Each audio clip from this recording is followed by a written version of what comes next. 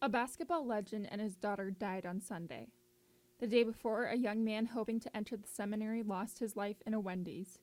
We're all grieving in some fashion. Everybody's grieving very differently, which I think is really important to note that people's reactions are different. So trying to support that community can be really difficult.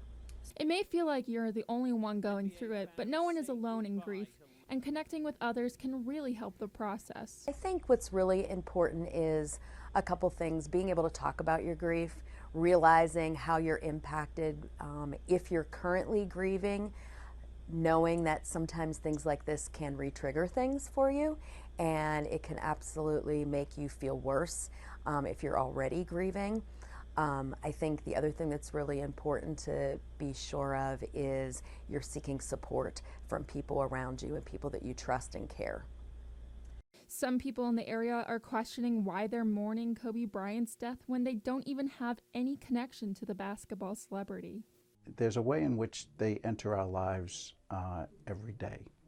And so there's a way in which, though we don't know the person personally, there is a sense of personal loss. And I think that when we experience loss like that, it can sometimes touch in us a past loss that we've experienced ourselves. And so there's that vulnerability. In Erie, losing so many in our community to homicide creates distress. You know, when you look at a traumatic death like this, a homicide, what's really hard is that so many people are reacting differently. People are sad, they're angry, and a lot of fear comes out. People are afraid because, you know, this young man was just at Wendy's, and how many times do people visit fast food restaurants? Could it have been me? The employees that work there are obviously distraught from what happened. And so pulling together as a community and trying to reassure people that their safety is cared for is really important, and trying to make people feel that this is a safe place for them to return to. People come together in the most extraordinary and unusual circumstances. Dr. Tobin believes that pain brings people together. Pain is a motivator, and grief is painful.